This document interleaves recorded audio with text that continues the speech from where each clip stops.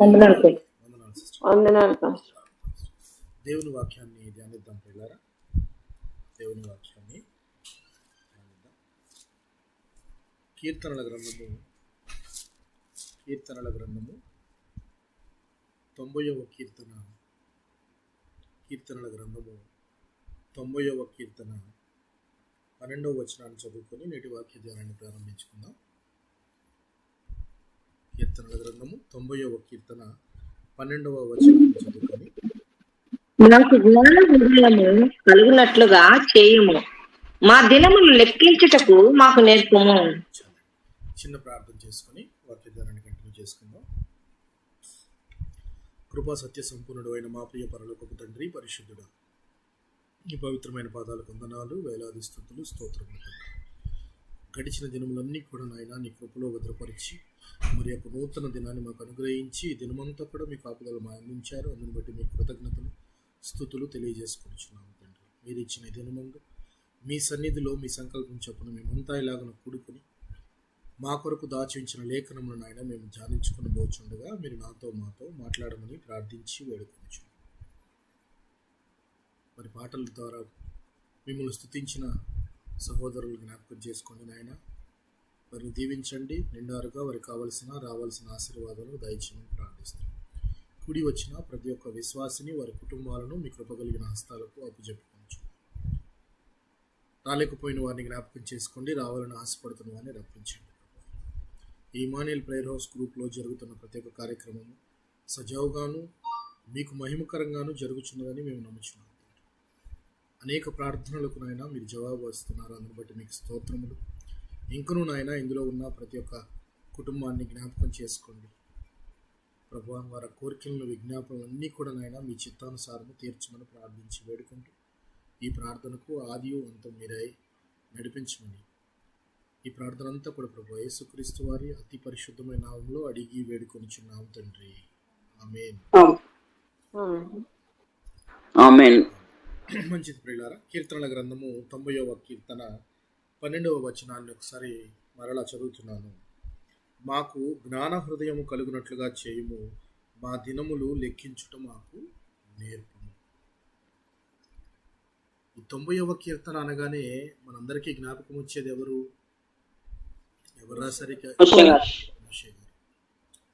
మోషే గారు ఈ కీర్తన రాస్తూ మాకు జ్ఞాన హృదయం కలుగజేయమని దేవుణ్ణి ప్రార్థిస్తూ, అలాగే దాంతోపాటు మా దినాలను లెక్కించడం మాకు నేర్పుము అని చెప్తున్నాడు.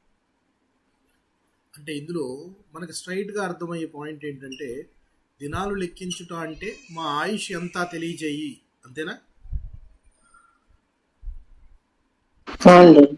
మా ఆయుష్ ఎంతో మాకు తెలియజేయి. ఏం చేస్తారు తెలియజేస్తే? మీ ఆయుష్ ఎంత అని తెలియజేస్తే ఏం చేస్తారు? జాగ్రత్త పడతాం. మనం మారు మనసు పొంది రక్షణ పడతాము. ఒకవేళ ఏమైనా పాపాలు ఇంకా చేస్తే క్షమాపణ అడుగుతాము.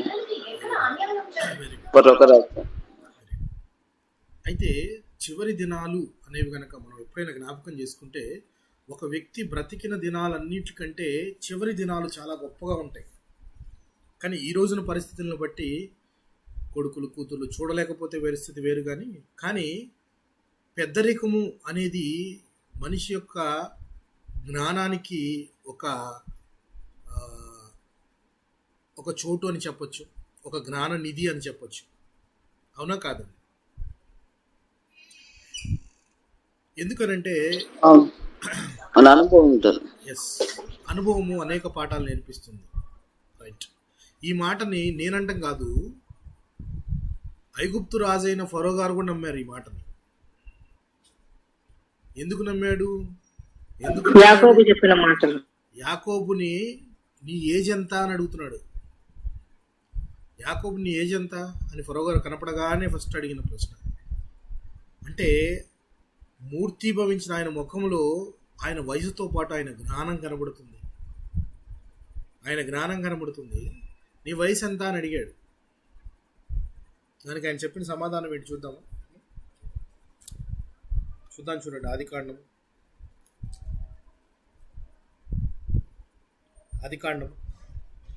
40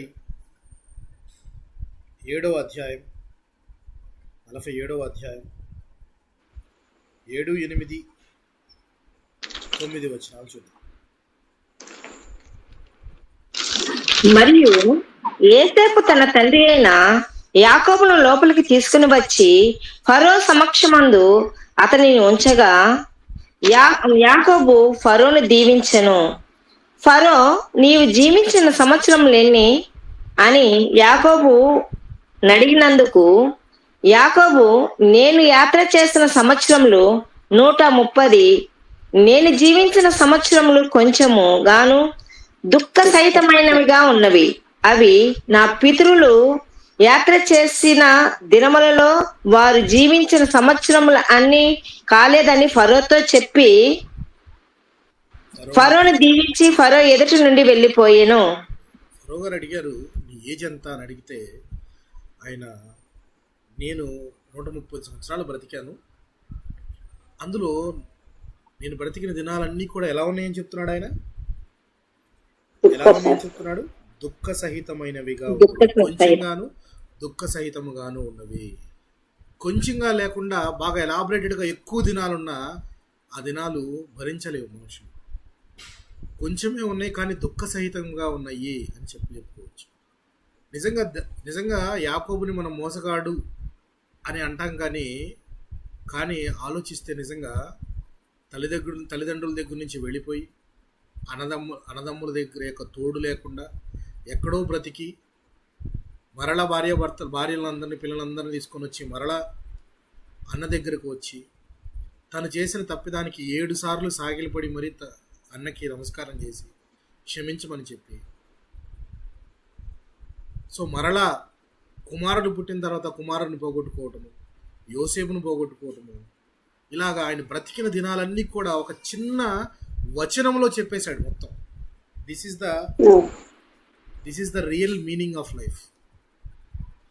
అంటే జీవిత పరమార్థం అంతా కూడా ఒక చిన్న వాక్యంలో చెప్పటమే దినాలు లెక్కించుట. దినాలు లెక్కించుట అంటే దేవుణ్ణి ప్రార్థించటము. మోషే గారు, మా జీవిత పరమార్థం ఏంటో మాకు తెలియజేయి, అది తెలియచేసేంత లేక తెలుసుకునేంత జ్ఞానము మాకు ఇవ్వు అని మోషే గారు ప్రార్థిస్తున్నారు. దేవుడు ఎంత గొప్ప ప్రార్థన చూడండి, ఎంత గొప్ప ప్రార్థన చూడండి. చిన్న వచనంలోనే జీవిత పరమార్థం అంతా కూడా అందులో నిండి ఉన్నది అని చెప్పడానికి ఈ వచనం చెప్పచ్చు. చివరి దినాలు వచ్చేటప్పటికి యాకోబు గారు చివరి దినాలు వచ్చేటప్పటికి, జనరల్గా చివరి దినాలు అనగానే ఎవరైనా జనరల్గా చేసే పని ఏంటి చెప్పండి? మనం చనిపోతున్నాము అని కొద్దిగా హింట్ వచ్చింది అనుకోండి, క్యాజువల్గా అడుగుతున్నాను, మన ఇంట్లో పెద్దవాళ్ళు కూడా మనకి చూసే ఉంటాం. జనరల్గా చనిపోతున్నాము అనే దినాల దగ్గరకు వస్తే ఫస్ట్ చేసేది ఏంటి చెప్పండి?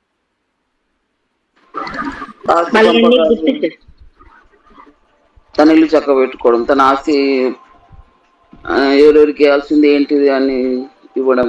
కరెక్ట్. ఇంకా మిగిలిన వారు సిస్టర్ ఏదో చెప్పారు, విజయ్ కుమార్ సిస్టర్. వాళ్ళు బ్రతికిన దినములన్నీ గుర్తు చేసుకుంటారు. అలాగే ఎలా జీవించాలో అని కూడా బిడ్డలకి ఒక సూచికంగా వాళ్ళు చెప్తారు.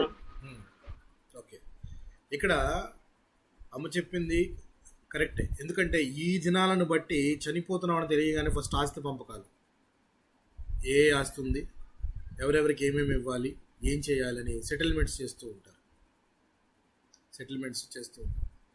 అంటే తనకున్నదంతా కూడా మిగిలిన వారికి ఇచ్చి వారు ఈ లోకంలో ఆనందంగా జీవించాలి అనే ఒక అపోహలో ఉంటారు. కానీ అదే ఆస్తి తన దగ్గర ఉన్నప్పుడు తను సంతోషంగా ఉన్నాడా అన్ని దినాలు అని ఆలోచిస్తే ఆయనకు అర్థమైన జీవిత అర్థం పిల్లలకి చెప్పాలి అనేది చాలామంది మర్చిపోతూ ఉంటారు. దావీదు గారు ఏం చేశారు? దావీదు గారు మరణకాలం సమీపించినప్పుడు దావీదు గారికి కూడా మరణ దినాలు చాలా దగ్గరకు వచ్చినప్పుడు తన కొడుకైన ఎవరిని పిలిచాడు? సొలొమోను గారిని దగ్గరికి పిలిచాడు. పిలిచి ఏం మాట్లాడుతున్నాడో ఒకసారి గమనిద్దాం. మొదటి రాజుల గ్రంథము 2వ అధ్యాయము మొదటి 3 వచనాలను చూద్దాం. 2వ అధ్యాయము మొదటి 3 వచనాలు. దావీదునకు మరణకాలం సమీపింపగా అతడు తన కుమారుడైన సొలొమోనుకు ఇలాగా ఆజ్ఞాపించెను. లోకులందరూ పోవలసిన మార్గమున నేను పోవుచున్నాను, కాబట్టి నీవు ధైర్యము తెచ్చుకొని నిర్భరం కలిగి నీ దేవుడైన యెహోవా అప్పగించిన దానిని కాపాడి ఆయన మార్గమును అనుసరించిన ఎడల నీవు ఏ పని పూనుకునేను ఎక్కడ తిరిగినను అన్నిటిలో వివేకముగా నడుచుకుందువు. మోషే ధర్మశాస్త్రంలో వ్రాయబడి ఉన్న దేవుని కట్టడలను ఆయన నియమించిన ధర్మమంతటిని ఆయన న్యాయ విధులను శాసనమును గైకొనుము. శాసనములను గైకొను. దావీదు తన జీవితకాలం అంతా ఏం చేశాడో తన కుమారుడు కూడా అదే చేయమని చెప్తున్నాడు. గొప్ప విషయమా కాదండి ఇది? తన జీవితకాలం అంతా ఏం చేశాడో అదే తన కొడుకు కూడా చేయమని చెప్తున్నాడు. అదేనా రాయబడింది అక్కడ? దావీదు చేసింది అదేనా, లేక ఇంకేదైనా చేశాడు? దావీదు జీవించిన కాలం అంతా హృదయానుసారుడు అనే బిరుదు రావాలి అని అంటే దేవుని యొక్క సన్నిహిత్యంలో కానీ లేక దేవుని యొక్క సహవాసంలో కానీ ఆల్మోస్ట్ దేవుని సహవాసంలో నడిచిన వ్యక్తి దావీదు గారు అంటే అర్థం దేవుడి ఆలోచనలు దావీదు ఆలోచనలు చాలా దగ్గరగా ఉంటాయి అని చెప్పుకోవచ్చు. అలా నడిచిన వ్యక్తి చనిపోయే కాలంలో కొడుకు ఏం చెప్తున్నాడు? నేను ఇంత సామ్రాజ్యం సాధించాను, ఇవన్నీ నువ్వు తీసుకో, జాగ్రత్తగా ఉండు, ఇవన్నీ ఎవరికి పంచిపెట్టకు, నువ్వు ఒక్కడే పెట్టుకో, ఇవన్నీ చెప్పట్లేదు. తను జీవిత కాలంలో ఏం తెలుసుకున్నాడో, జీవితం యొక్క అర్థం ఏంటో అది కొడుకు తెలియజేస్తున్నాడు. ఇది ఒక్కటి ఉంటే చాలు, నీకు ఇంకేం అవసరం లేదు. అందుకే నువ్వెక్కడికి వెళ్ళినా కానీ అని చెప్పి అంత చక్కటి మాట చెప్తున్నాడు. చూడండి, నువ్వెక్కడ తిరిగినను అన్నిటిలో వివేకముగా నడుచుకుందువు. ఆ వివేకానికి కావలసిన జ్ఞానం అనేది దేవుడు నీకు ఇస్తాడు. మోషే ధర్మశాస్త్రంలో రాయబడిన దేవుని కట్టడలన్నీ కూడా నువ్వు అనుసరించి నడుస్తే అని చెప్తూ ఆయన 4వ పాయింట్లో అంటున్నాడు, అప్పుడు నీ పిల్లలు తమ ప్రవర్తన విషయంలో జాగ్రత్తగా నుండి నా ఎదుట తమ పూర్ణ హృదయముతోనూ పూర్ణ మనస్సుతోనూ సత్యమును అనుసరించి నడుచుకుని ఎడల ఇశ్రాయేలుల రాజ్యము సింహాసనం మీద ఆసీనుడవగు ఒకడు నీకు ఉండక మానడని యెహోవా నన్ను గురించి ప్రమాణం చేసిన మాటను స్థిరపరచుము. యెహోవా దేవుడు ఆల్రెడీ దావీదు గారికి ఒక మాట చెప్పి స్థిరపరిచాడు. సింహాసనం మీద ఎప్పటికైనా కానీ నీ యొక్క వంశం నుంచి ఒకడు ఉంటాడు, యూదా వంశం నుంచి, ఉండక మానడు అని చెప్తున్నాడు. దాన్ని స్థిరపరచు, దాన్ని మాత్రం పాడు చేయకు అంటున్నాడు. అంటే దేవుని ఉద్దేశాలను నువ్వు బేఖాతరు చేయొద్దు, వాటిని నువ్వు చెడగొట్టద్దు, దేవుని చిత్తమేదో అది జరగనివ్వు అని చెప్పకనే చెప్తూ ఆయన పిల్లలైనా కానీ మిగిలిన వారు ఆశీర్వదింపబడాలి అని అంటే తను నేర్చుకున్న సత్యమేదో తన కొడుకు నేర్పిస్తున్నాడు. ఇది కదా this is called spiritual parenting. మనము పిల్లల్ని పెంచుతూ ఉంటాం. పిల్లల్ని పెంచే విషయంలో మనం చాలా విషయాలు వెనకబడతాం.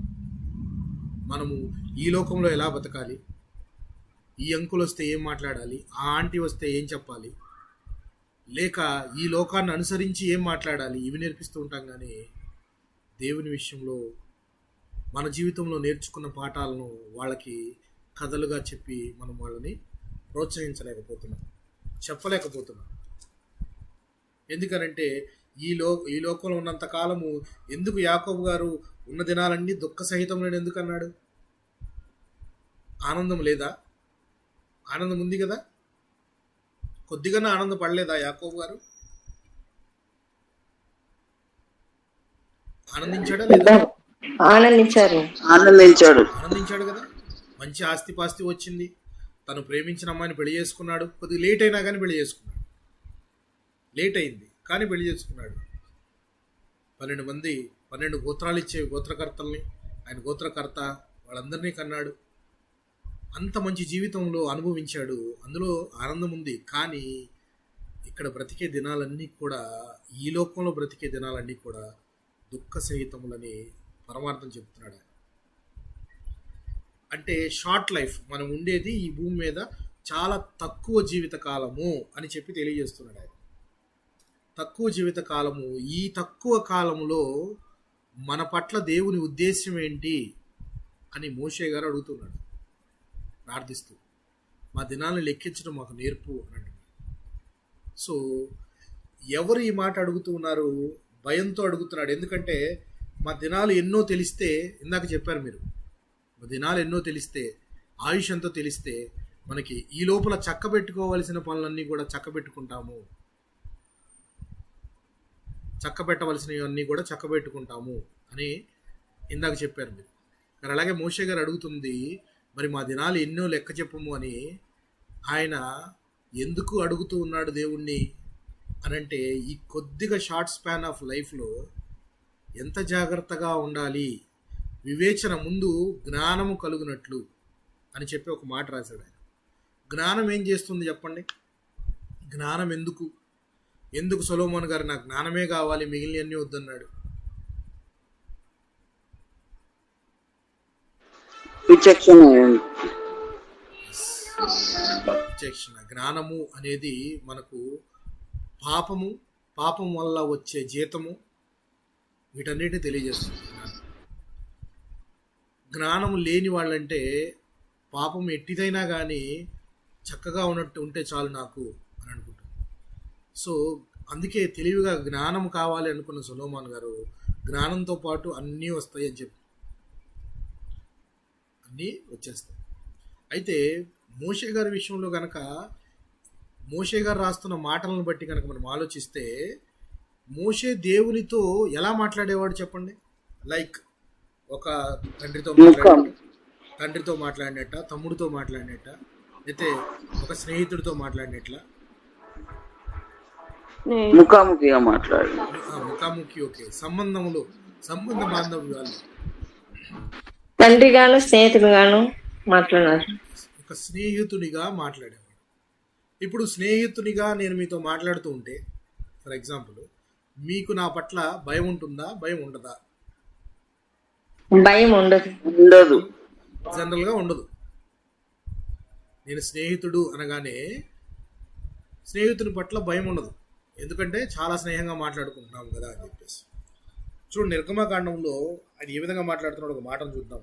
నిర్గమాకాండము 33వ అధ్యాయం 11వ వచనం చూద్దాం.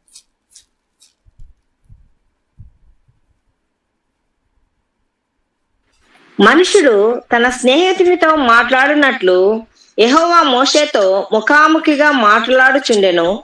తరువాత అతడు పాలెములోనికి తిరిగి వచ్చిచుండెను.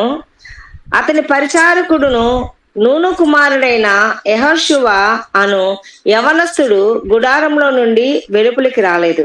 ఒక ఫ్రెండ్ మాదిరిగా, ఒక స్నేహితుడి మాదిరిగా మాట్లాడుతూ ఉన్నాడు. ఒక స్నేహితుడి మాదిరిగా మాట్లాడుతూ ఉన్నప్పటికీ ఇదే మాట మనము సంఖ్యాకాండంలోనూ కూడా గమనించవచ్చు. చూద్దాం, ఆ మాటను కూడా ఒకసారి గమనిద్దాం. సంఖ్యాకాండం 12వ అధ్యాయం 7-8 వచనాలను గమనిద్దాం. 12వ అధ్యాయం 7-8 వచనాలు. నేను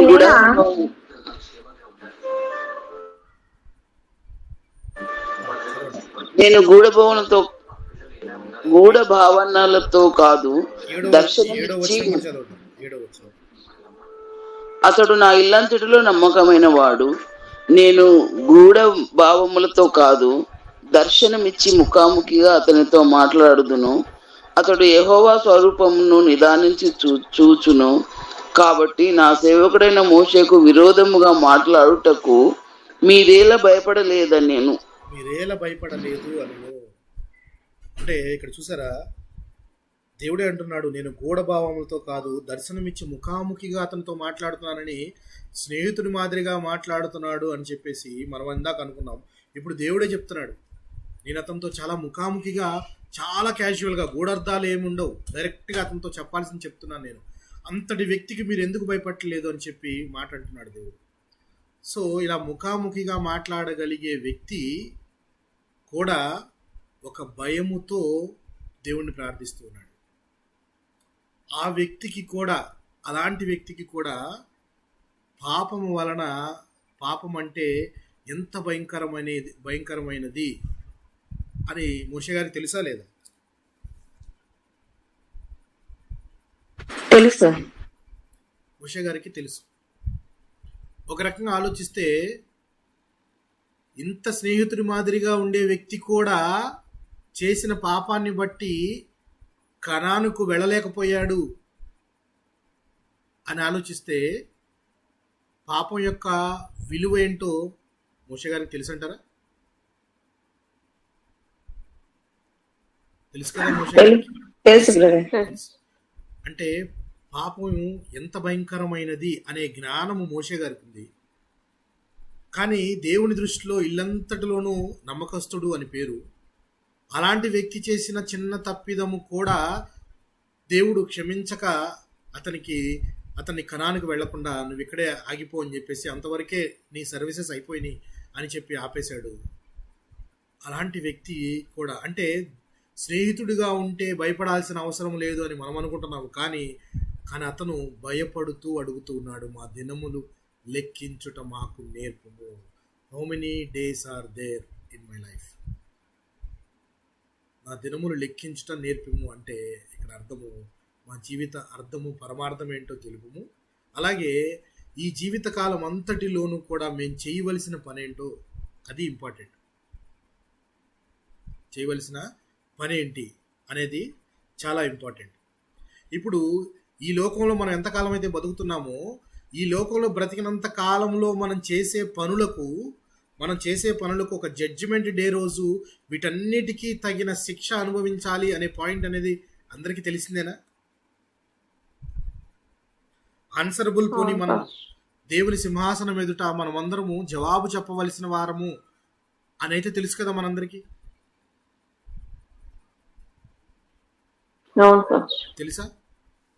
తెలుసా ఆ మాట? నువ్వు కొరింథీయులకు రాసిన పత్రికలో పౌలు గారు ఒక మాట అంటున్నారు. చూద్దాం, చూడండి. 2వ కొరింథీ పత్రిక 5వ అధ్యాయము 10వ వచనం చూద్దాం.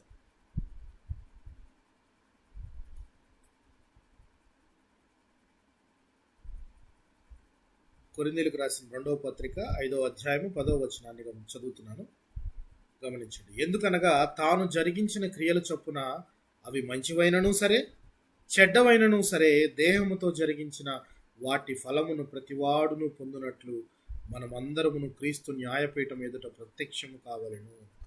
అది మంచిదైనా చెడ్డదైనా ముందు క్రీస్తు న్యాయపీఠం ఎదుట మనము ప్రత్యక్షం కావాల్సి ఉన్నది.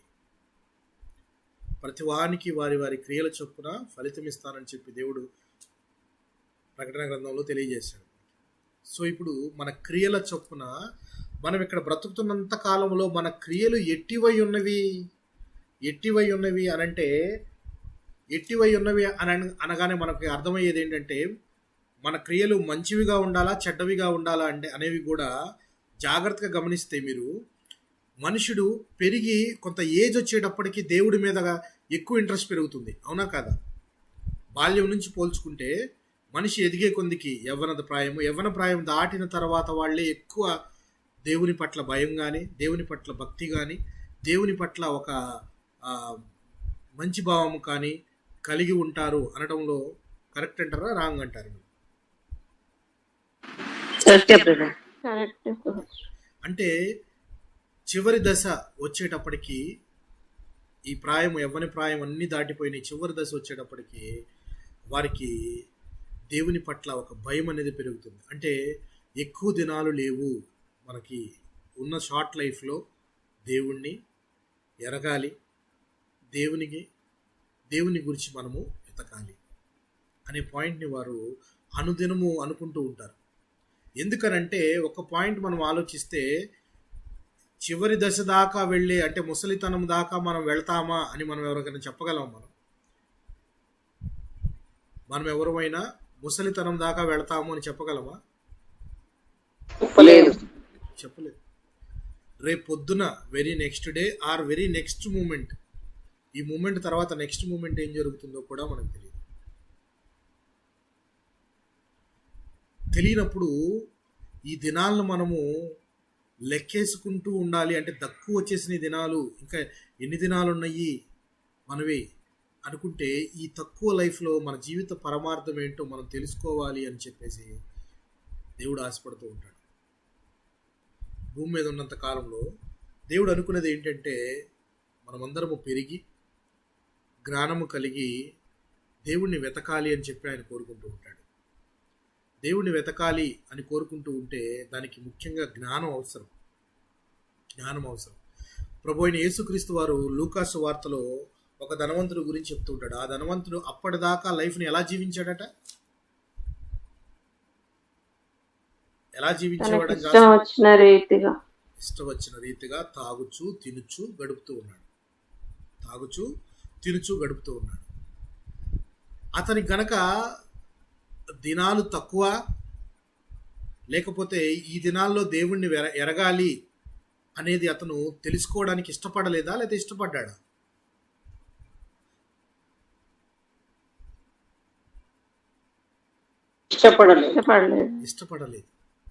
ఇష్టపడలేదు. ఎందుకంటే ఇక్కడ ఉన్న దినాలు, ఇక్కడ ఉన్న లోకము ఇదే శాశ్వతము అని అనుకొని జీవించే వాళ్ళు చాలామంది ఉన్నారు. కానీ ఇది శాశ్వతం కాదు, ఇది శాశ్వతం కాదు. ఏదో ఒక రోజున మనము ఇది విడిచి వెళ్ళాలి అని తెలిసినప్పుడు, మనము విడిచి వెళ్ళి న్యాయపీఠం ముందు నుంచోవాలి అన్నప్పుడు మనం చేసే క్రియలు ఎట్టివై ఉండాలి?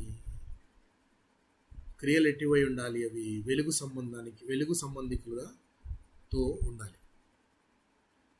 అయితే ఇక్కడ ధనవంతుడి విషయంలో ఆయన అప్పటిదాకా తిరుగుతూ తాగుతూ ఉన్నాడు. అంత చివరికి వచ్చేటప్పటికి, ఇక అది అనుభవిస్తున్నప్పటికీ మరలా జీవితాన్ని కరెక్ట్ చేసుకోవడానికి, అయితే వెనక్కి వెళ్ళి దాన్ని దిద్దుకోవడానికి సమయం ఉంటుందా? జీవితము ఒక పెన్సిల్ ఎరేజర్ కనుక మనం తీసుకుంటే, పెన్సిల్తో రాసినవన్నీ మళ్ళీ చెరిపి మళ్ళీ రాసుకోవచ్చు. బట్ పెన్తో రాసినవి పెన్ ఎరేజర్ కూడా ఉండొచ్చు. కానీ జీవితం అలా కాదు కదా. చిన్న ప్రమాదం జరిగిందనుకోండి, ఒకరోజు నేను వెనక్కి వెళ్ళి ఈ ప్రమాదం జరగకుండా ఇది జరుగుతుందని దేవుడికి ప్రార్థించి తప్పించుకుందాము అని చేయగలమా మనం?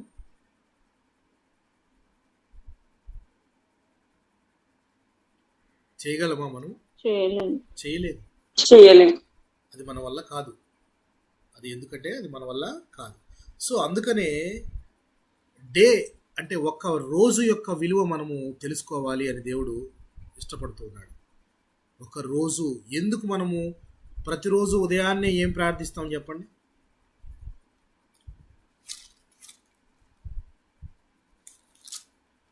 ప్రతిరోజు ఉదయాన్నే మీరేం ప్రార్థిస్తారు? లేచిన వెంటనే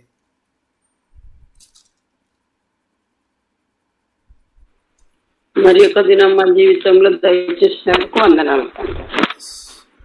మరొక దినము మన జీవితంలో అనుగ్రహించినందుకు దేవునికి వందనాలు చెప్తుంటాం. అది దినము యొక్క విలువ తెలిసిన వారు చేసే ప్రార్థన. గతించిపోతే నిద్రలోనే వెళ్ళిపోతుంటారు చాలామంది. నిద్రపోవటం అనే ఆ అచేతన స్థితిలోనే కొంతమంది చనిపోతూ ఉంటారు. తెలియని కూడా తెలియదు. అందుకని ఒక రోజు గడిచి కొత్త రోజు వచ్చేటప్పటికి మనం నిజంగా దేవుడు మరొక దినాన్ని ఇచ్చాడని చెప్పి ఆనందపడుతూ, ఉత్సాహపడుతూ స్తుతిస్తుందాం. దేవుణ్ణి స్తుతించి ఆనందపడతాము. కానీ ఒక అరగంట గడవక ముందే మరలా దేవుణ్ణి మర్చిపోయి మన పనుల్లో మనం నిమగ్నమైపోతాం. మనకి ప్రతి సెకను అది కాలములు ఆయన చేతిలో ఉన్నవన్న సంగతిని మనం మర్చిపోతూ ఉంటాము. మర్చిపోయి ఒక్కసారే ఉదయం లేవగానే ఇంకొక రోజు ఇచ్చావు థ్యాంక్స్ అని. కానీ ఇచ్చిన ఆ రోజైనా నువ్వు ఉంటావు కంప్లీట్గా అని కూడా చెప్పలేము మనం. ఏ రోజు ఇస్తే ఇచ్చాడు దేవుడు అని ఉదయం ప్రార్థించిన వ్యక్తి మధ్యాహ్నం బ్రతికుంటాడని ఏమన్నా గ్యారంటీ ఉందా?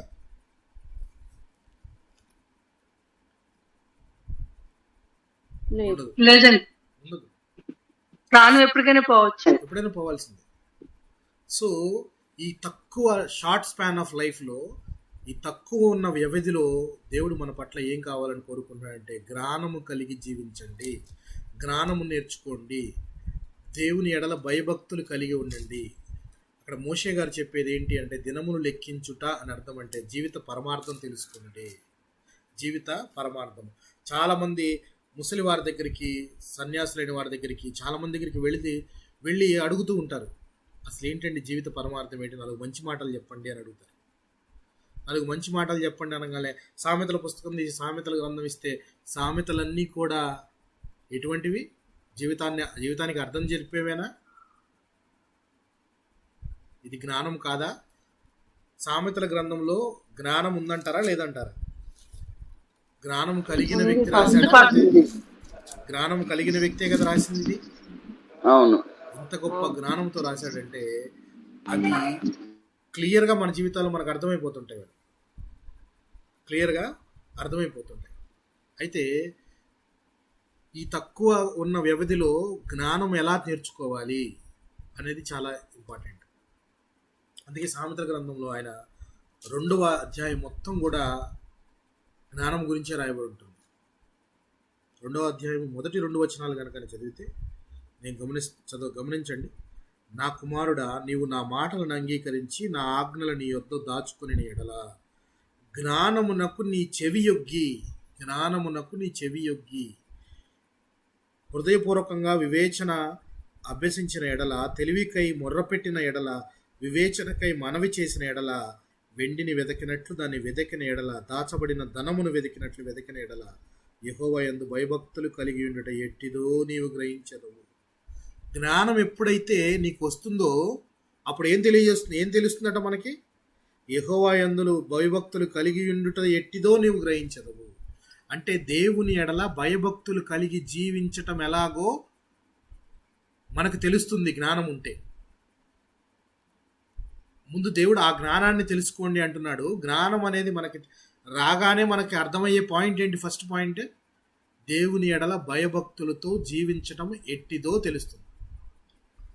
ఎందుకనంటే భయభక్తులు లేకుండా జీవించే జీవనము తర్వాత మనము చనిపోయిన తర్వాత వచ్చే జీవితానికి ఒక రిజల్ట్ అనమాట. ఇక్కడ చేసే క్రియలన్నిటికీ రిజల్ట్ ఎక్కడ అనుభవిస్తాం మనము? ఎక్కడ వాటికి పర్యవసానం జరుగుతుంది? ప్రతిఫలం ఎక్కడ దొరుకుతుంది? అది ఈరోజు ఇక్కడ ఎన్ని పాపాలు చేసావు, ప్రతిఫలం ఎక్కడ తీసుకుంటావు? నరకంలో. అది క్లియర్. మరి నరకమునకు వెళతావు అనే భయము నీకు ఉన్నప్పుడు, భయము నీకు తెలిసినప్పుడు నీ క్రియలు ఎట్టివై ఉండాలి? నీ ముందు జ్ఞానం కలిగి ఉండాలి. ఆ జ్ఞానం నీకేం తెలియజేస్తుందంటే దేవుని ఎడల భయభక్తులు కలిగి ఉండుట ఎట్టిదో తెలియజేస్తుంది. ఓహో, ఇప్పుడు దావీదు గారు సొలొమోనుకి చెప్పిందంతా కూడా ఇదే కదా. దేవుని ఎడల భయభక్తులు కలిగి నా జీవితం అంతా నేను జీవించాను, నీవు కూడా దేవుని ఎడల పూర్ణ హృదయము పూర్ణాత్మ అంటే అర్థం ఏంటి? అదే కదా. పూర్ణ హృదయము పూర్ణాత్మ అంటే కంప్లీట్గా నిన్ను నీవు దేవునికి సరెండర్ చేసుకున్నప్పుడు దేవుడు నీకు ఎక్కడికి వెళ్ళినా విజయం ఇస్తాడు అని చెప్తాడు. నీవు దేవునికి నిన్ను నీవు సరెండర్ చేసుకునేది. జనరల్గా రాజు రాజ్యాన్ని పరిపాలిస్తుంటే కింద వారంతా ఆయనకు భయపడి ఆయనకి దాసులము అని అంటారా లేదా? రాజుగారి కింద రాజ్యమంతా కూడా మేము మీకు దాసులము అని రాజు పరిపాలన కింద ఉంటారు. ఇప్పుడు రాజులకు రాజు అయిన మన ప్రభువు యొక్క పరిపాలన కింద మనం ఉంటే మనము ఆయనకు భయపడుతూ జీవించే వారంగా ఉండాలి. ఉందా మనలో ఆ భయం? దేవుడు మన కొరకు, దేవుడు లోకాన్ని ప్రేమించాడు, రైట్, మంచిగా ప్రేమించాడు. లోకాన్ని ప్రేమించి ఆయన వచ్చి ప్రాణం పెట్టి మనకు నిత్య జీవం ఇచ్చాడు అంతే అని అనుకున్నాం.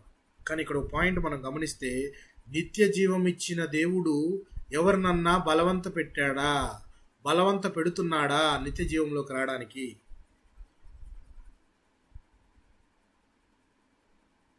దేవుడు ఎవరినన్నా బలవంత పెడుతున్నాడా? లేదు ఫస్ట్. ఎవరినైనా దేవుడు బలవంత పెడుతున్నాడా? పోనీ ఎక్కడైనా మీకు తెలిసిన పాస్టర్లు బలవంత పెడుతున్నారా? బలవంతంగా రండి మీరు లోపలికి రండి, మీరు దేవుణ్ణి విశ్వసించండి, అప్పుడే మీకు నిత్య జీవం అని ఎవరైనా బలవంతం చేస్తున్నారా? లేకపోతే వివేచన కొద్దీ మీరు మీ జ్ఞానంతో మీ మనోనేత్రములు తెరవబడితే క్రీస్తును మీరు రక్షకునిగా అంగీకరించండి అనే మాటలు చెప్తున్నారా?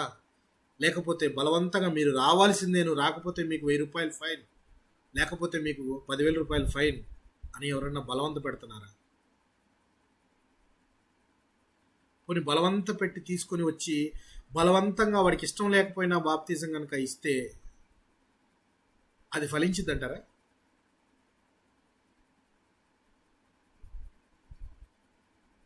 బలవంతంగా ఎవరికైనా బాప్తిజం ఇస్తే అది ఫలితం ఇస్తుంది?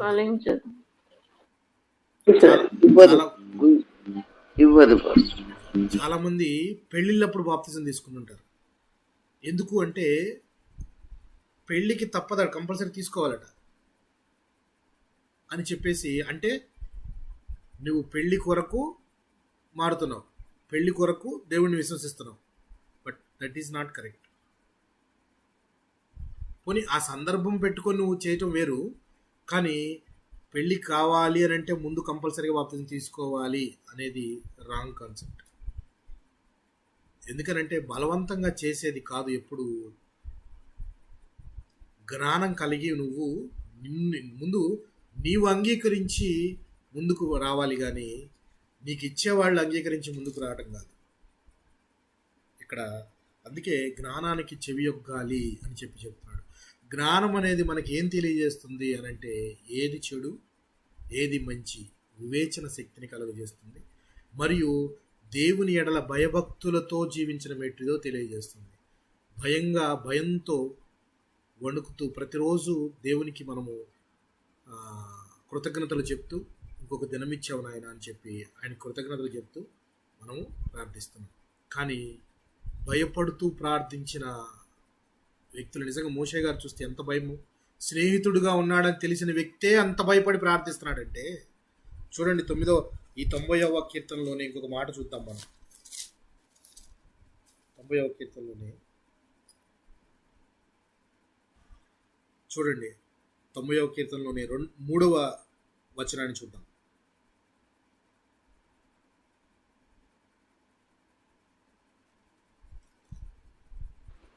నీవు మనుషులను వంటికి మార్చుచున్నావు, నరులారా తిరిగి రండని నీవు సెలవిచ్చుచున్నావు.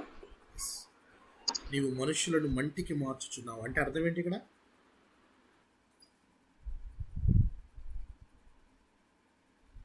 మంటికి మార్చుచున్నావు అంటే అర్థం ఏంటి?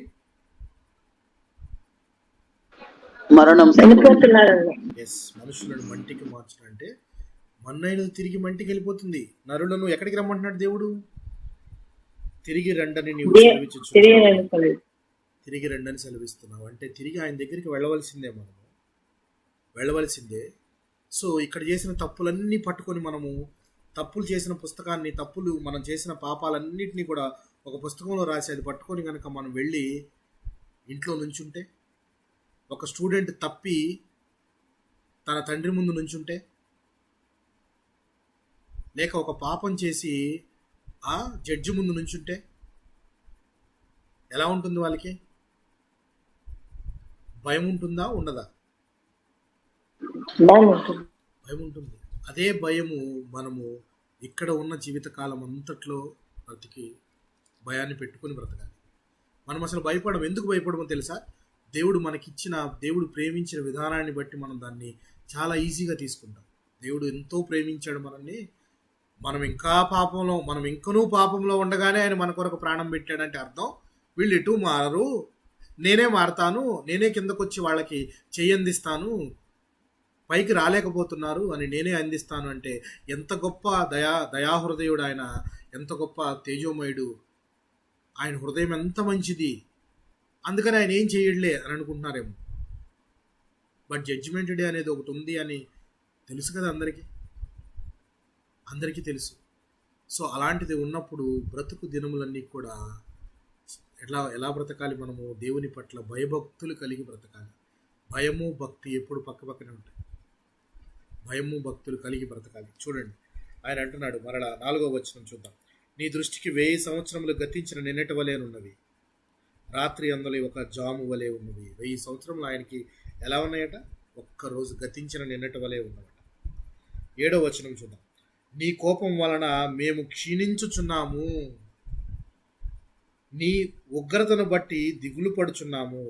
మా దోషములను నీవు నీ ఎదుట నుంచుకొని ఉన్నావు. నీ ముఖకాంతిలో మా రహస్య పాపములు కనబడుచున్నవి. నీ ఉగ్రతను భరించుచునే మా దినములన్నీ గడిపితిమి. నిట్టూర్పులు విడిచినట్టు మా జీవిత కాలము జరుపుకుందుము. ఉగ్రత అనేది మెన్షన్ చేస్తున్నాడు ఇక్కడ మోషే గారు. This is main important point. దేవుని ఉగ్రత దినము లేక దేవుని ఉగ్రత నుంచి తప్పించుకోవటము సాధ్యమా? ఎవరికైనా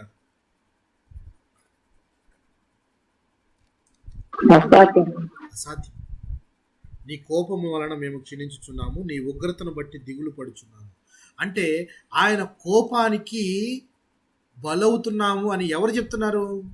మోషే గారు చెప్తున్నారు. కానీ మోషే గారు దేవునికి స్నేహితుడు కదా, ఆయన కూడా భయపడటం ఏంటి? స్నేహితుడు అసలు భయపడాల్సిన అవసరం ఏంటి? ముఖాముఖిగా మాట్లాడతాడు ఆయనతో. ఎంతో గొప్ప టాస్క్ని ఆయనకు అప్పగిస్తే ఆయన సక్సెస్ఫుల్గా కంప్లీట్ చేసి తీసుకొని వచ్చాడు.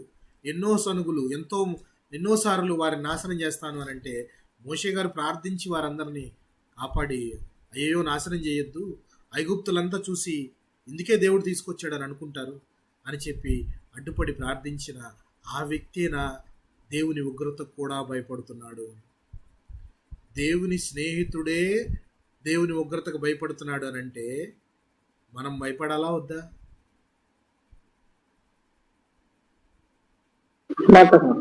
భయపడాలి కదండి. మనం భయపడాలి. జీవించే జీవిత దినాలన్నీ కూడా మనము భయముతోనే గడపాలి, భయభక్తులతో గడపాలి.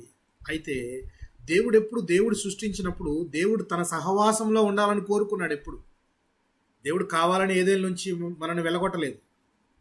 ఆదాము గారిని ఏదైనా తోటలో నుంచి కావాలని వెళ్ళగొట్టలేదు. తన సహవాసంలోనే ఉండాలి అనుకున్నాడు. అందుకే తన సారూప్యము, తన పోలిక చొప్పున సృష్టించాడు.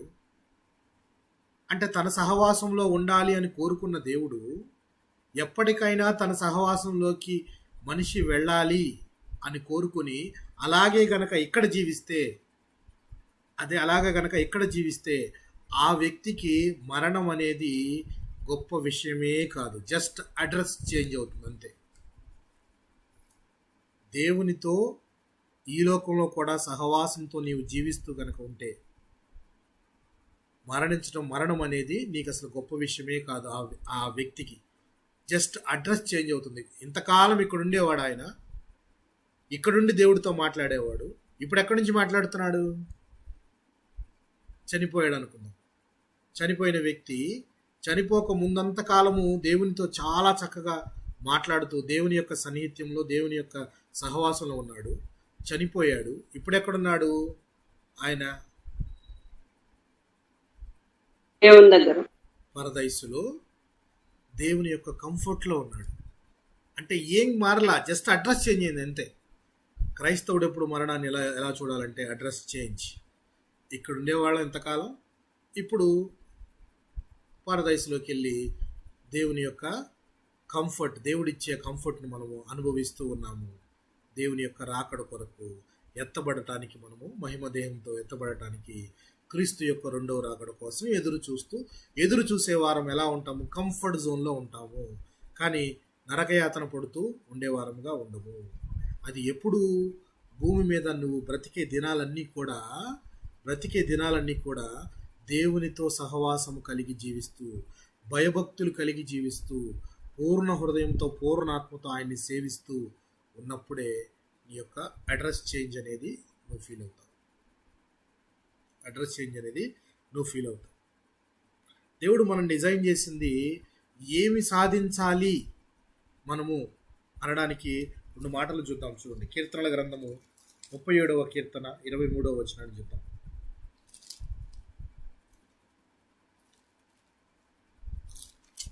దేవుడు మన పట్ల ఏం ఉద్దేశం కలిగి ఉన్నాడు?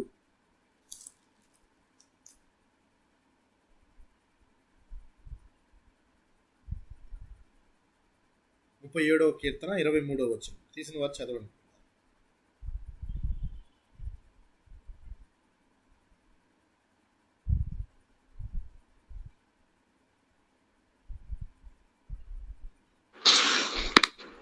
ఏలయనగా యెహోవా న్యాయమును ప్రేమించువాడు, ఆయన తన భక్తులను విడవడు, వారెన్నటెన్నటికీ కాపాడబడుదురు గాని.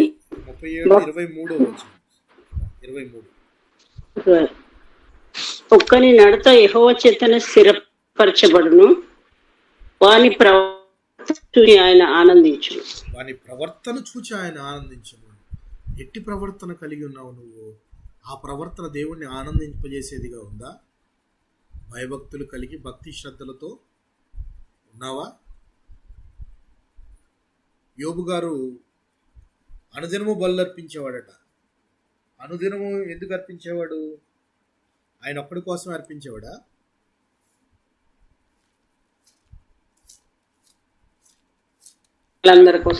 ఎవరి కోసము? తన బిడ్డలు ఎక్కడ తప్పిపోతారని బిడ్డల కోసం చేసేవాడు.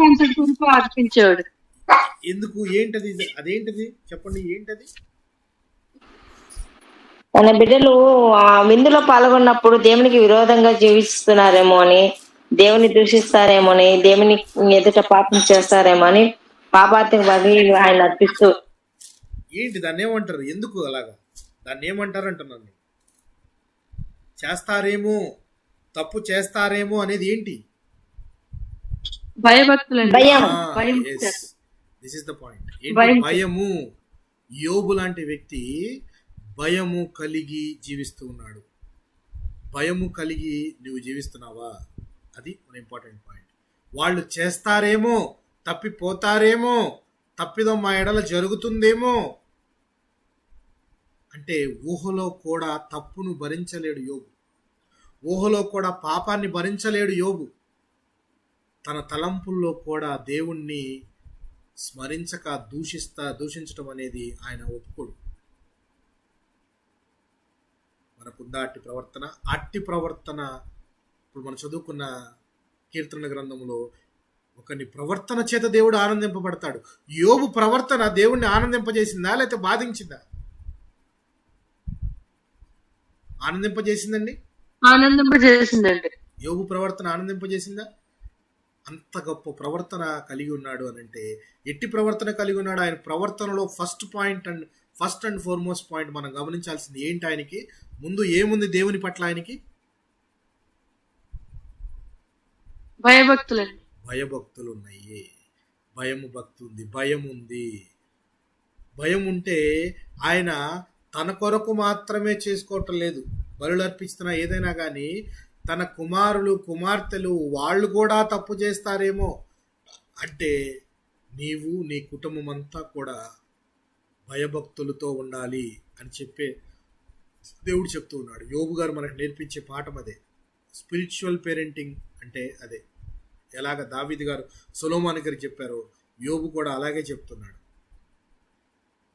అంటే ఆత్మీయమైన పాఠాలు మన కుటుంబంలో పిల్లలకు నేర్పిస్తే వాళ్ళు రేపొద్దున పెరిగి వాళ్ళ పిల్లలకు అవే నేర్పిస్తారు. అది కదా దేవుడు ప్రవర్తన. ఒకని ప్రవర్తన చూసి ఆనందింపజేసేది. నీ ప్రవర్తన చూసి దేవుడు ఆనందించేవాడుగా ఉన్నాడా?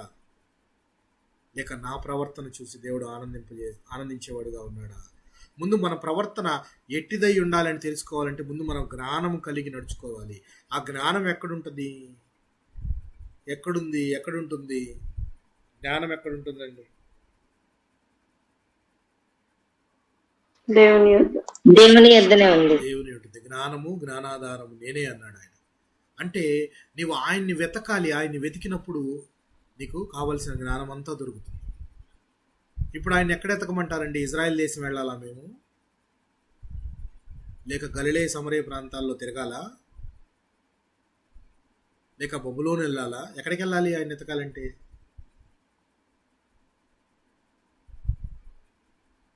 ఎక్కడికి వెళ్ళాలి క్రీస్తుని వెతకాలంటే?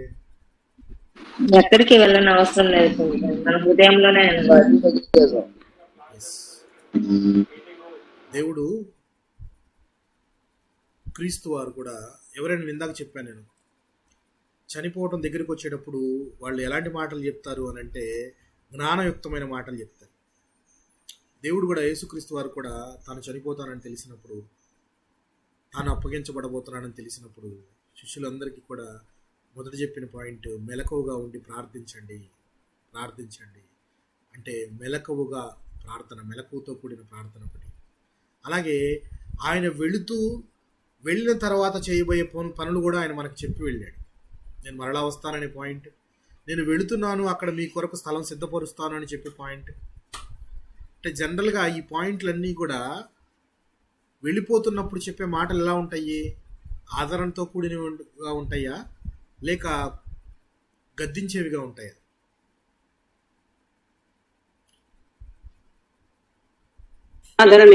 ఆదరణతో కూడిన మాటలు ఉంటాయి. ఒక మనిషి మీ దగ్గర నుంచి వెళ్ళిపోతున్నాడు, ఫర్ ఎగ్జాంపుల్ ఒక 10 దినాలు ఉన్నాడు అంటే మీ తల్లి మీ తండ్రి మీ దగ్గర నుంచి ఒక 20 దినాలు ఉండి మరలా తిరిగి తన స్థానానికి తను వెళ్ళిపోతున్నాడు. వెళ్ళిపోయేటప్పుడు తండ్రి తన కూతురుతో కానీ, తల్లి తన కొడుకుతో కానీ, తల్లి తన కూతురుతో కానీ జనరల్గా ఎట్టి మాటలు చెప్తుంటుంది? ఆదరణ మాటలు, జాగ్రత్త మాటలు చెప్తారు. ఆదరణ జాగ్రత్త. ఆదరించే మాటలు మన ఆదరణకర్త అయిన దేవుడు మనకున్నాడు. ఆయన ఆదరిస్తాడు. ఆయన పట్ల మీరు భయభక్తులు కలిగి జీవించండి అని చెప్తున్నాడు. అందుకే దేవుడు క్లియర్గా చెప్పింది, నా ద్వారానే తప్ప ఎవడనూ తండ్రి యొద్దకు రాడు అంటున్నాడు. తండ్రి యొద్దకు మీరు రావాలంటే ముందు నేనే ద్వారం, గొర్రెలు పోవు ద్వారం నేనే అన్నాడు ఆయన. అంటే నేను లేకుండా షార్ట్కట్లో వెళ్దాం అనుకుంటున్నారేమో, అక్కడికి వల్ల కాదు అని చెప్పాను. అందుకే చూడండి, ఎఫెసీయులకు రాసిన పత్రికలో పౌలు గారు అంటున్నారు, 2వ అధ్యాయం 10వ వచనాన్ని గమనిద్దాం. ఎఫెసీయులకు రాసిన పత్రిక 2వ అధ్యాయము 10వ వచనాన్ని ఒకసారి మనము గమనిద్దాం.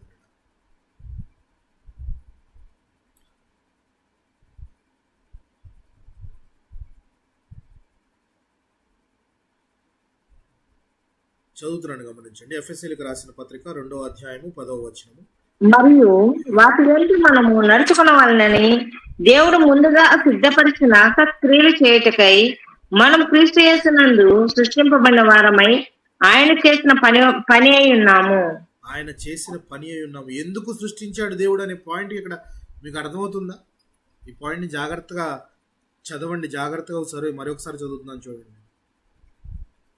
8వ వచనం నుంచి కనుక మనం చదివితే, మీరు విశ్వాసము ద్వారా కృపచేతనే రక్షింపబడి ఉన్నారు, బలవంతంగా కాదు, ఇది మీ వలన కలిగినది కాదు, ఇది మీరు చేయగలిగేది కాదు, దేవుని వరమే అని చెప్తూ, అది క్రియల వలన కలిగినది కాదు కనుక ఎవడనూ అతిశయపడ వీలు లేదు.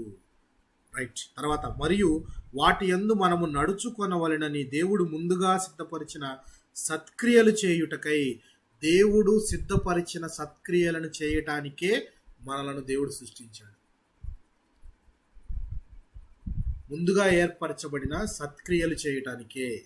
చూడండి, మరియు వాటి యందు మనము నడుచుకొనవలెనని దేవుడు ముందుగా సిద్ధపరిచిన సత్క్రియలు చేయుటకై మనము క్రీస్తు యేసునందు సృష్టింపబడిన వారమై ఆయన చేసిన పని అయి ఉన్నాము. ఆయన చేసిన పని అయి ఉన్నాము. మనమంతా కూడా ఆయన చేసిన వర్క్.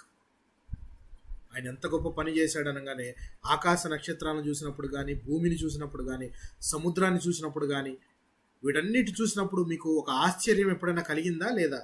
యాజ్ ఇట్ ఈజ్ ఏముందండి, వాటి పనులు అవి చేసుకుంటున్నాయి, గొప్పేముంది అని అనిపించిందా? ఆశ్చర్యం వేసిందా? ఒక మెషిన్ కనుక మనం తీసుకొని ఆ మెషిన్ని మనం పని చేయాలి. ఫర్ ఎగ్జాంపుల్, ఫ్యాన్ ఉంది, ఏదన్నా మనం ఆన్ చేస్తే ఆన్ అవుతుంది. ఇంట్లో వాడే ఏ ఎలక్ట్రానిక్ గ్యాడ్జెట్ అయినా, ఏ మెషిన్ అయినా మనం పని చేయి అని మనం చేస్తామంటే చేస్తుంది. మరి సూర్యుడికి, చంద్రుడికి, భూమికి, లేక ఇక్కడ ఉన్న అనేకమైన నక్షత్ర రాసులకు ఎవరు చెప్తున్నారు ఇవన్నీ? టైంకి నువ్వు ఇక్కడ వెలుగివ్వు, ఈ టైంకి ఇక్కడ చీకటివ్వు, ఈ టైంకి ఇక్కడ వెలుగునివ్వని ఎవరు చెప్తున్నారు? దేవుడి. అది వింత కాదా? చాలా గొప్ప వింత.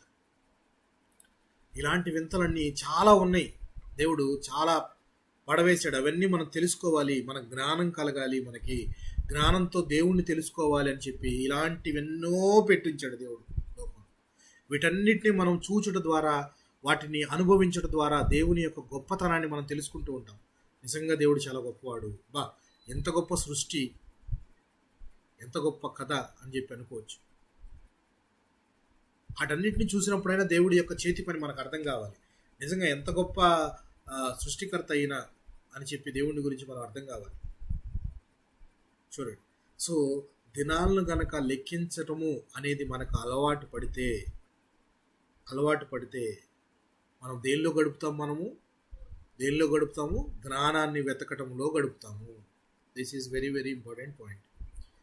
దినములు లెక్కించడం మనకు గనక తెలిస్తే, అంటే అర్థము జీవిత పరమార్థం ఏంటో మనకి తెలిస్తే మనము ముందు జ్ఞానము కొరకు వెతుకుతాము. ఆ జ్ఞానము వివేచన శక్తిని కలుగజేస్తుంది. పాపము కానిదేదో తెలియజేస్తుంది. ఆ జ్ఞానానికి ఆధారభూతమైన దేవుణ్ణి నువ్వు వెతుకుతున్నట్టు, ఆయన రాజ్యాన్ని వెతుకుతూ ఉన్నట్టు అర్థం. అలాగా ఉన్నవారుకి ఇందాక చెప్పాను నేను, చనిపోవటం అనేది జస్ట్ అడ్రస్ చేంజ్ మాత్రమే, ఏమీ జరగదు అని చెప్పి చెప్తూ ఉన్నాను. సో అలాగ మన జీవితాన్ని మనము ఎలాగ గడుపుతూ ఉన్నాము? దేవుడు చేసిన సత్క్రియలను చేయటం కోసం క్రీస్తులో ఆయన మనం సృష్టించాడని చెప్పి చదువుకున్నాం. కొరింథీయులకు రాసిన 2వ పత్రికలో కూడా ఒక మాట మనం చదువుకుందాం. కొరింథీయులకు రాసిన 2వ పత్రిక 5వ అధ్యాయము 21వ వచనాన్ని చూద్దాం. 5వ అధ్యాయము 21వ వచనాన్ని చూద్దాం. ఎందుకనగా మనం ఆయన యందు దేవుని నీతి అగునట్లు పాపం ఎరగని ఆయనను మన కోసము పాపముగా చేశాను. మన కోసం పాపముగా చేశాను. ఎందుకనగా మనం ఆయన యందు దేవుని నీతి అగునట్లు. మనము నీతిమంతులుగా అవ్వాలి అనంటే ఏం జరగాల్సి ఉంది? అసలు పాపమే ఎరగని క్రీస్తును పాపముగా చేశాను చెప్పాడు. మన కోసం పాపముగా చేశాను. సో ఇలాగ హెబ్రీలకు రాసిన పత్రికల్లో కూడా ఒక మాటను మనం చదువుకుందాం. హెబ్రీలకు రాసిన పత్రిక 9వ అధ్యాయము 27వ వచనాన్ని గమనిద్దాం. 9వ అధ్యాయము 27వ వచనాన్ని గమనిద్దాం.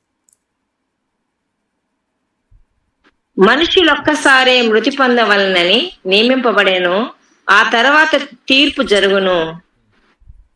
తీర్పు జరుగును. ఒక్కసారే మృతి పొందవలెను, తర్వాత తీర్పు జరుగును. ఇదందరికీ మనకు తెలిసిన మాటే. సో తీర్పు జరిగే దినాలు లోపల మనం బ్రతికిన ఇక్కడ కాలమంతా కూడా దినాలను లెక్కించడం మనకు తెలియాలి. దినాలను లెక్కించడం అంటే మన ఆయుష్ లెక్కించడం కాదండి. జీవితం యొక్క పరమార్థం ఏంటో తెలుసుకోవాలి.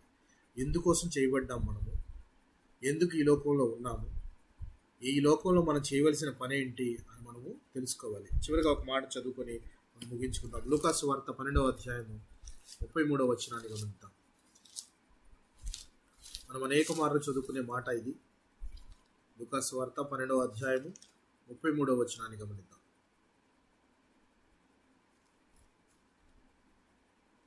మీకు కలిగిన వాటిని అమ్మి ధర్మము చేయడి, పాతగిలిన సంచులను పరలోకమందు అక్షయమైన ధనమును సంపాదించుకునుడి, అక్కడికి దొంగరాడు చిమ్మెట కొట్టదు. చూడండి ఎంత చక్కని మాట రాయబడిందో చూడండి పిల్లరా. చిన్నమందా భయపడకుడి, మీకు రాజ్యం అనుగ్రహించుటకు మీ తండ్రికి ఇష్టమై ఉన్నది. మీకు కలిగిన వాటిని అమ్మి ధర్మము చేయుడి, పాతగిలని సంచులను పరలోకమందు అక్షయమైన ధనమును సంపాదించుకోండి. అక్షయమైన ధనము పరలోకంలో సంపాదించుకోండి అని చెప్పి ఇక్కడ కాదు, పరలోకంలో సంపాదించుకుంటే ఆ ధనానికి అక్కడ చిమ్మెట పట్టదు అని చెప్పి మనం ఈ మాటను ఎన్నోసార్లు చదువుకున్నాం. ఎందుకంటే ఇక్కడ ధనాపేక్ష కనుక మనం ఉంటే మన హృదయం అంతా కూడా అక్కడే ఉంటుంది.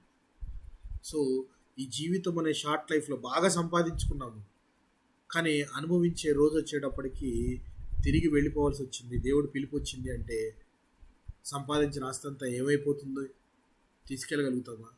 తీసుకెళ్ళలేము. అందుకని పరలోకంలో సంపాదించుకుంటే అది ఎక్కడికి పోదు అని చెప్పి చెప్తున్నాడు. సో జీవిత కాలం అంతా కూడా మనం బ్రతికే దినాలన్నీ కూడా దినాలు లెక్కించ తెలియాలి. మనకి దినాలు లెక్కించి తెలియటం అంటే జీవిత పరమార్థం తెలియాలి. జ్ఞానాన్ని సంపాదించుకోవడం కోసం మనము ఏదైనా ఖర్చు పెట్టి మనం జ్ఞానాన్ని సంపాదించుకోవాలి.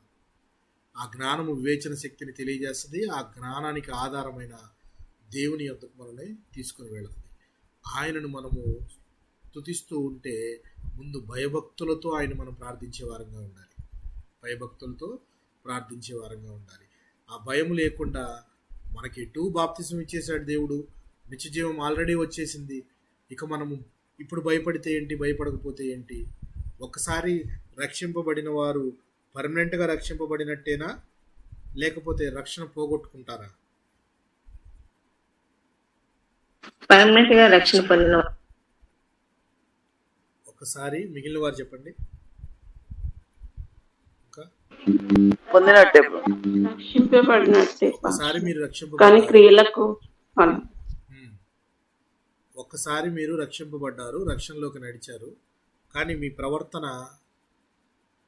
ప్రవర్తన ఆ రక్షణకు తగినట్టుగా లేదు. అప్పుడు మీ రక్షణ పోతుందా?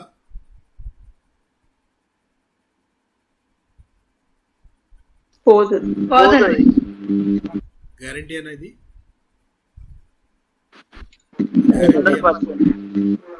అవును. గ్యారంటీ అంటే మనలో మార్పు రావాలండి.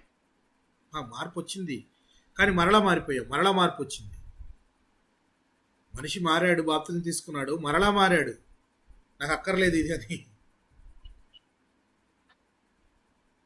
లేదు, మనిషి రక్షించబడ్డాడు, నేను రక్షించబడ్డాను కదా అని చెప్పేసేసి స్వేచ్ఛగా తన పాత జీవితానికే వెళ్ళిపోయి అన్నీ అవే చేస్తున్నాడు.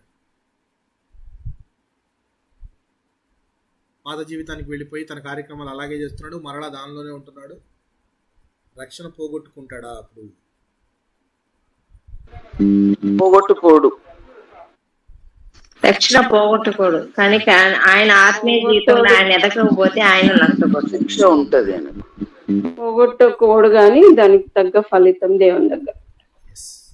ఎందుకనంటే ఫస్ట్ సింపుల్ పాయింట్ ఏంటంటే రక్షణ అనేది నీ క్రియలను బట్టి వచ్చింది కాదు. అది ఇంపార్టెంట్. నీ క్రియలు నా క్రియలను బట్టి కాదు వచ్చింది రక్షణ.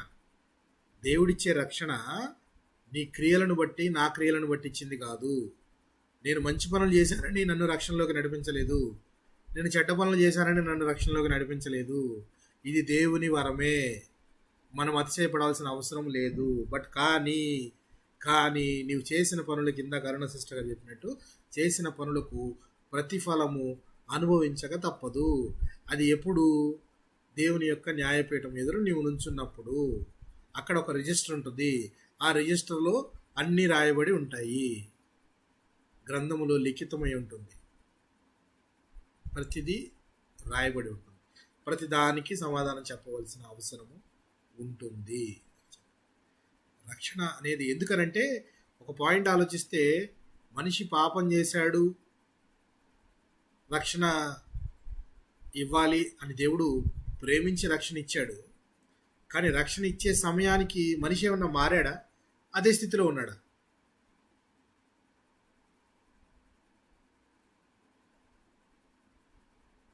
మనిషి అదే స్థితిలో ఉన్నాడు. పాపం స్థితిలో ఉండగానే దేవుడు ప్రాణం పెట్టాడు మన కోసం.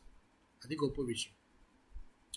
సో రక్షణ ఎప్పుడు దేవునికి వరము, దేవుని యొక్క గిఫ్ట్ అని మనం భావించాలి. కానీ గిఫ్ట్గా వచ్చిన దానిని నువ్వు అలక్ష్యం చేస్తే, నిర్లక్ష్యం చేస్తే దాని పర్యవసానము పరలోకంలో ఉంటుంది. పర్యవసానం అనేది ఉంటుంది. గిఫ్ట్గా ఒక దినము నీకు, ఈ దినము నీకు ఒక గిఫ్ట్ అనుకుందాం. దీన్ని నువ్వు ఎలా ఉపయోగించుకుంటావు? ఈ రోజంతా కూడా దేవుని యొక్క సన్నిధిలో గడుపుతూ, దేవుణ్ణి స్తుతిస్తూ, పాటలు పాడుతూ, లేకపోతే వాక్యం చదువుకుంటూ అలా గడపడానికి జనరల్గా ఇష్టపడితే గొప్ప విషయం. ఇలాంటి దినాలు ఎన్ని రావటం లేదు. ఈ రోజు కాదులే, రేపు చదువుదాం. ఇలాంటి రోజులు మనకి ఎన్ని లేవు. ఈరోజు నా పని చూసుకుంటాను, రేపు దేవుడి పని చూస్తాను, దేవుని వాక్యం చదువుకుంటాను, ఎల్లుండి వాక్యం చదువుకుంటాను అని చెప్తున్న మనము ఎల్లుండు రేపు నువ్వు బ్రతికుంటావని ఉందా గ్యారంటీ? లేదు. లేనప్పుడు ఈరోజే, ఈ దినమే రక్షణ దినము. ఈరోజే దేవుని కొరకు వెతుకు, దేవుని లేఖనాలను అనుదినము పఠించాలి. ఉదయం లెగిస్తే క్రైస్తవుడిగా మనం ఫస్ట్ చేయాల్సిన పాయింట్ దేవుణ్ణి స్తుతించడం, ఒకరోజు మరొక రోజు ఇచ్చాడని చెప్పేసి, అలాగే కృతజ్ఞతలు చెప్పడం, తర్వాత దేవుని వాక్యాన్ని చదువుకోవడం. దేవుని వాక్యాన్ని అసలు విడిచిపెట్టకూడదు. ప్రతి దినము ఎంతో కొంత చదువుతూనే ఉండాలి. ఎందుకంటే జ్ఞానము ఒక్క రోజులో సంపాదించుకోగలిగేదేనా?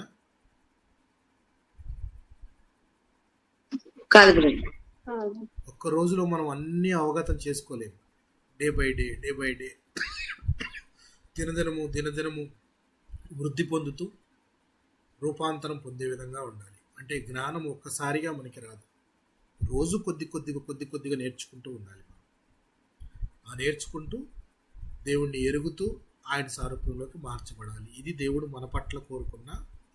సో మోషే గారు చేసిన ప్రార్థనలో దినాలు లెక్కించుట అంటే మన ఆయుష్ కాదు, కానీ ఉన్న జీవితకాలం యొక్క పరమార్థం ఏంటో మేము తెలుసుకుని జీవించులాగున మాకు జ్ఞానమును కలుగజేయి అని చెప్పి దేవుడిని ప్రార్థిస్తున్నాడు మోషే గారు. ఎవరు స్నేహితుడులాగా మాట్లాడే మోషే గారే నీ ఉగ్రతకు మేము దిగులు పడుచున్నాము అంటున్నాడు. దేవుని ఉగ్రత ఎంత భయంకరంగా ఉంటుందో అని. అట్టివాడే భయపడుతూ ఉంటే మనం ఏ పాటి వారు? దేవుని పట్ల భయభక్తులు కలిగి మనము మనదినము జీవించాలని చెప్పేసి ఈ సందర్భంగా మీకు మనవి చేసుకుంటున్నాను. దేవుడి కొద్ది మాటలను మన వినికిడిలో దీవించి ఆశీర్వదించును గాక. ఆమేన్. Amen. కూడి వచ్చిన